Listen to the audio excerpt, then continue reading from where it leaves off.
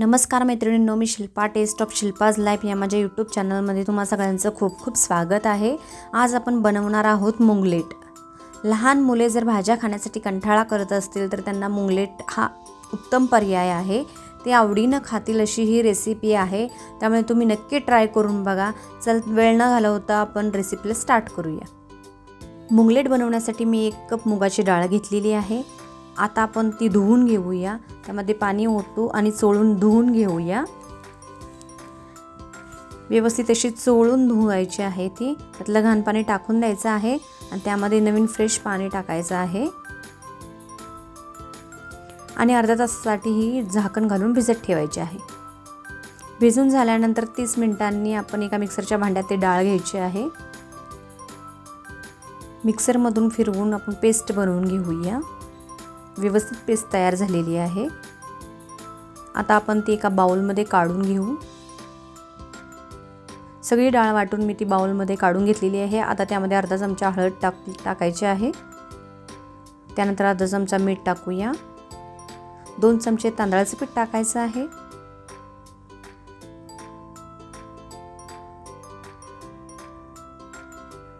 आणि ती व्यवस्थित मिक्स करून घेऊया। बॅटर व्यवस्थित मिक्स करायचं आणि 2 मिनिटं असं व्यवस्थित बीट करून घ्यायचं, एकजीव करून घ्यायचं आहे। मी व्यवस्थित बीट करून घेतलेलं आहे। आता त्यामध्ये आपण टाकायचा 1 चमचा जिरे,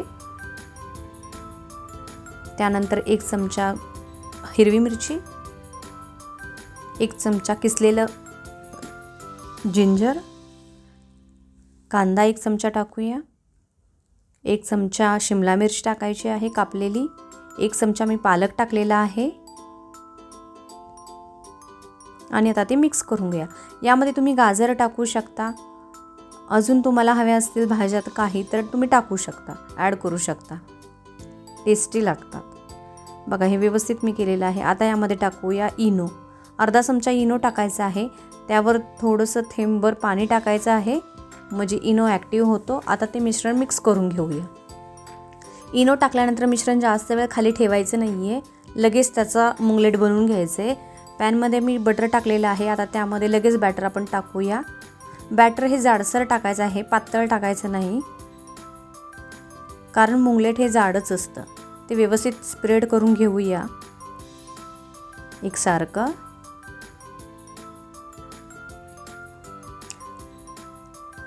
आता त्यावर लाल तिखट टाकूया, थोडीशी कोथिंबीर टाकूया आणि झाकण ठेवू। 10 मिनिटांसाठी मंद गॅसवर वाफलून द्यायचं आहे।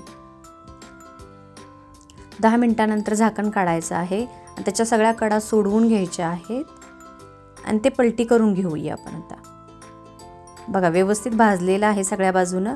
आता ते पलटी करूया। बघा किती छानसं भाजलेलं आहे ते। पुन्हा आपण झाकण लावून ठेवूया त्याला 10 मिनिटांसाठी। दुसऱ्या साईडने ते 10 मिनिटं अजून ते वाफलून निघालं पाहिजे, म्हणजे ते आतून व्यवस्थित भाजून निघेल। आता आपण त्यावर बटर सोडूया सगळ्या बाजूनं।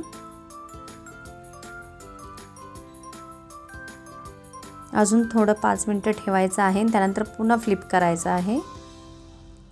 दोन्ही साईडला व्यवस्थित भाजून घ्यायचं आहे। आपलं मुंगलेट तयार झालेलं आहे। बघा व्यवस्थित झालेलं आहे मुंगलेट। आता आपण प्लेटमध्ये काढून घेऊ। बघा किती छान झालेलं आहे। रेसिपी आवडल्यास कमेंटमध्ये मला नक्की सांगा आणि माझ्या चॅनलला सबस्क्राईब केलं नसेल तर नक्की सबस्क्राईब करा आणि बेल आयकॉनवर क्लिक करा, म्हणजे माझ्या येणारे सगळे व्हिडिओज रेसिपीज तुम्हाला पाहता येतील। पुन्हा भेटूया मैत्रिणींनो नवीन रेसिपी बरोबर। Bye bye.